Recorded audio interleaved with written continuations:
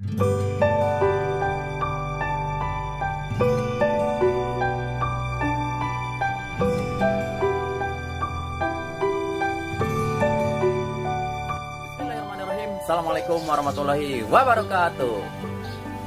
Apa kabar teman-teman 6 Super?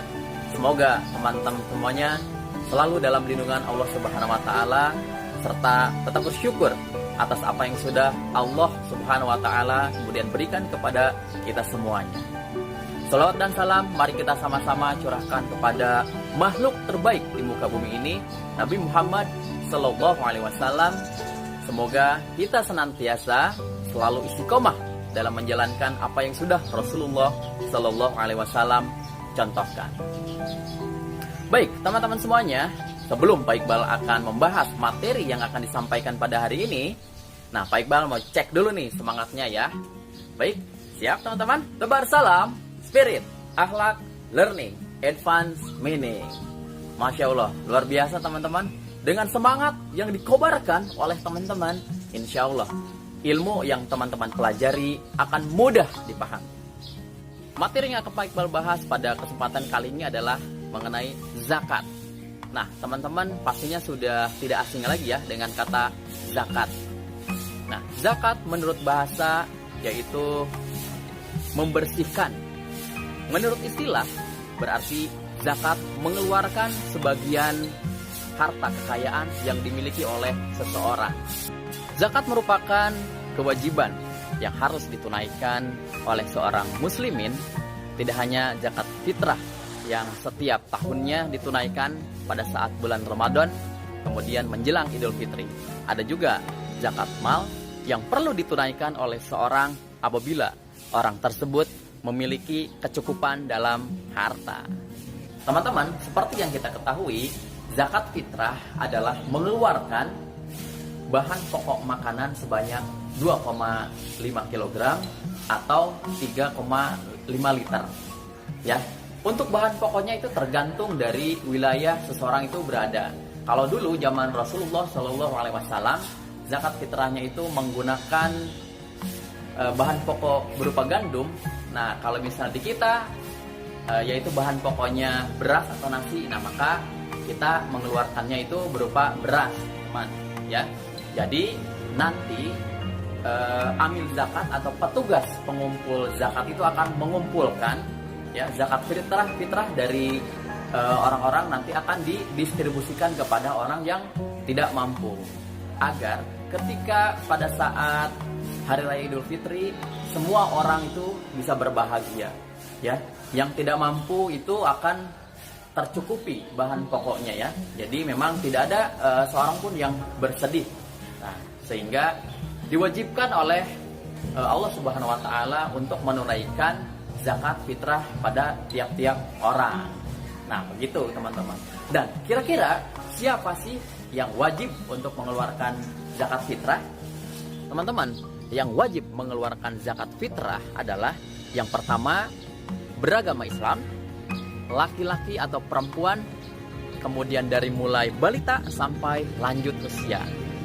Yang kedua, berpenghasilan cukup. Artinya, seseorang yang sudah memenuhi kebutuhan sehari-harinya. Ya.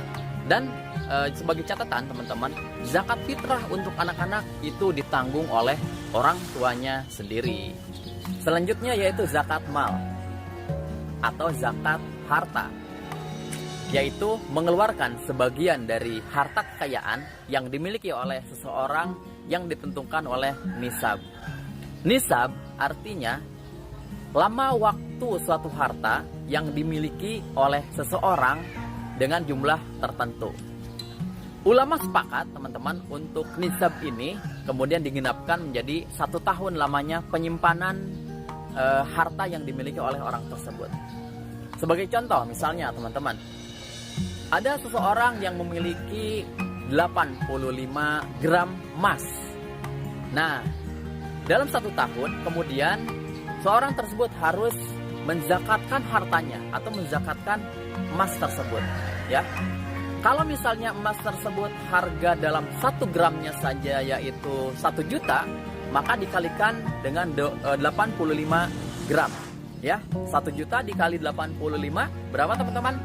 Ya, betul ya, 85 juta.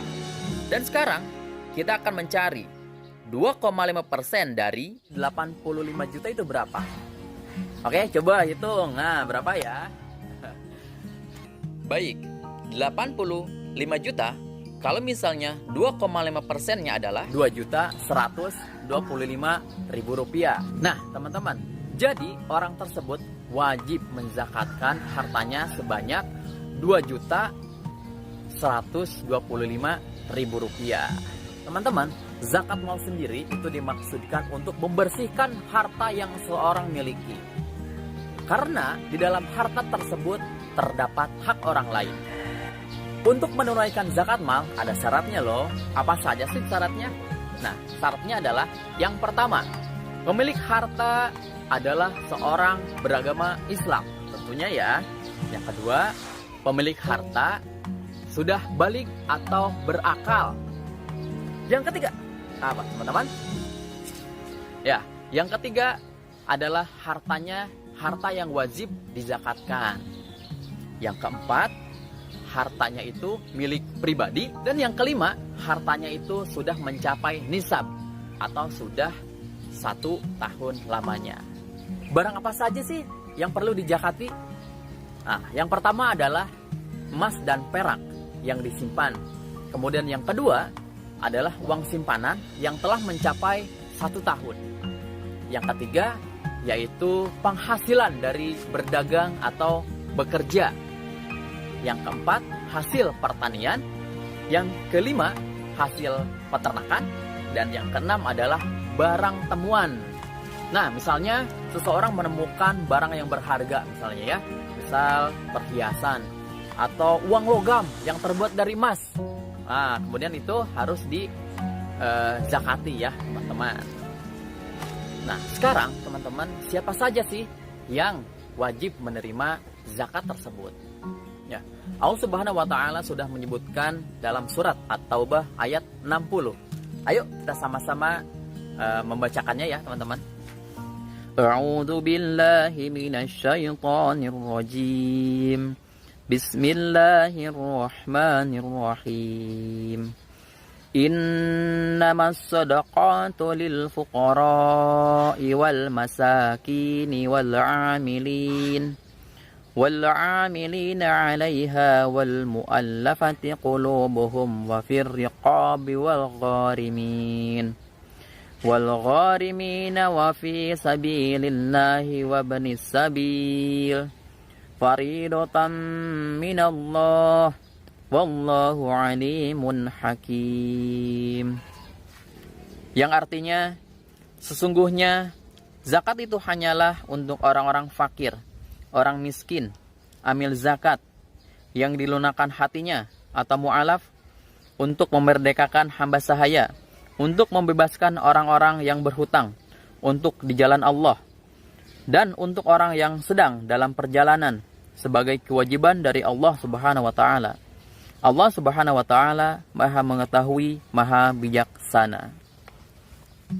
Nah, itu tadi ya, teman-teman, orang-orang yang berhak menerima zakat atau disebut juga dengan mustahik. Teman-teman, sekarang coba Pak Iqbal akan jabarkan ya mengenai 8 kelompok yang berhak menerima zakat. Ya, yang pertama adalah orang fakir.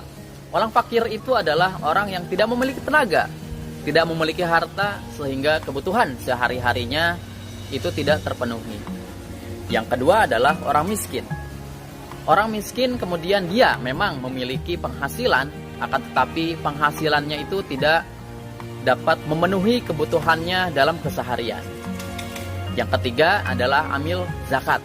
Amil zakat adalah seorang yang mengumpulkan zakat, yang menerima zakat kemudian membagikan zakat kepada mustahik. Kemudian yang keempat adalah mu'alaf. Ya, mu'alaf adalah seorang yang baru masuk Islam. Ya.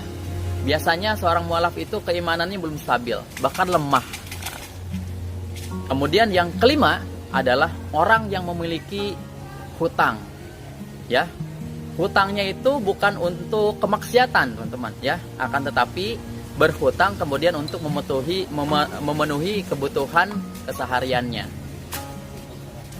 Kemudian yang selanjutnya adalah orang-orang yang berada di jalan Allah, ya, atau fisabilillah. Kalau zaman Rasulullah SAW kemudian dikatakan fisabilillah ini merupakan orang-orang yang sedang berjihad, orang-orang yang sedang berperang, ya. Kalau sekarang, ya, untuk fisabilillah itu mencakup kepada misalnya ada pembangunan masjid, ya, atau pembangunan sekolah, pembangunan rumah sakit, atau pembangunan tempat-tempat umum yang memang sering, ya, untuk kebutuhan atau keperluan orang-orang di sekitar.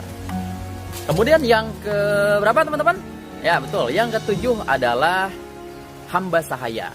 Nah, hamba sahaya itu adalah orang atau budak yang dimerdekakan. Dan yang terakhir, yang ke-8 adalah Ibnu Sabil. Ibnu Sabil merupakan seorang yang sedang menuntut ilmu, akan tetapi dia tidak mencukupi untuk pembiayaannya. Makanya 8 kelompok ini, ya, kemudian berhak menerima zakat. Baik teman-teman, hikmah yang bisa diambil dari pembelajaran kali ini bahwasanya membayar zakat itu bisa membersihkan harta kita. Kemudian kita juga jauh dari kesombongan, jauh dari ketamakan, bahkan kita dekat dengan orang-orang. Artinya kita bisa bersosialisasi dengan baik, dengan berbagi kepada sesama. Dan zakat juga termasuk ke dalam rukun Islam yang memang harus dipenuhi oleh setiap muslim. Itu dari Pak Iqbal, mudah-mudahan bermanfaat. Kurang lebihnya mohon maaf. Assalamualaikum warahmatullahi wabarakatuh.